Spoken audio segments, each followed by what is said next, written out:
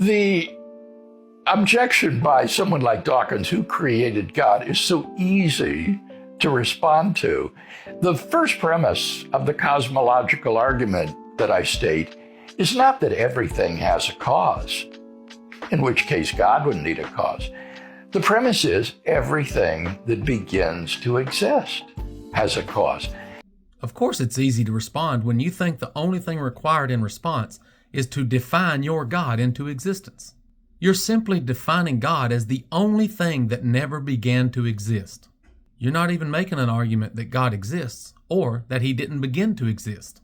And so the question, what is God's cause, is a meaningless question. It's like saying, why are all bachelors unmarried? God cannot have a cause as a self-existent eternal being. Did you catch that? William Lane Craig just admitted that he defines God as that which never began to exist, in the same way that the definition of bachelor is an unmarried man. So I just exposed the error for the cosmological argument for God. Now, while we're at it, let's expose the error of the ontological argument for God as well. Ontology is the study of being or the study of existence. How do we know something exists? I will explain how ontology actually works, but first let me destroy the ontological argument for God. The ontological argument for God starts with the definition that God is the greatest conceivable being. Refer back to the definitional fallacy. And then they logically deduce that a being that actually exists would be greater than a being that only exists in the mind or the imagination. And therefore they conclude that God must exist because he's the greatest conceivable being, and beings that actually exist are greater than beings that are only imaginary. So every argument for God is simply a definitional argument.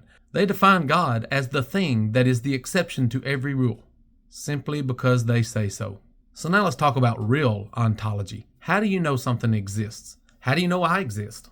You can see me, you can hear me, you can even comment on this video and I will respond. But how do you know it's me? How do you know I'm not AI?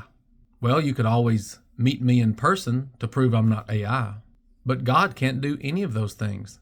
You can't hear God, you can't see God, you can't touch God, you can't even see a video of God. And you sure can't meet him in person, nor can you demonstrate the existence of God to any other person. Your God is simply an imaginary character that you have created in your mind based on the imaginations of other people. But what about invisible things? Can we make an ontological argument for oxygen? Of course we can.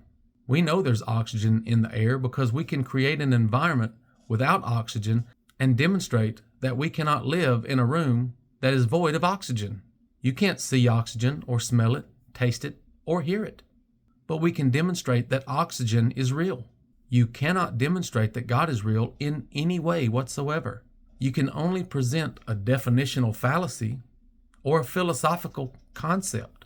There is no legitimate ontological argument for God.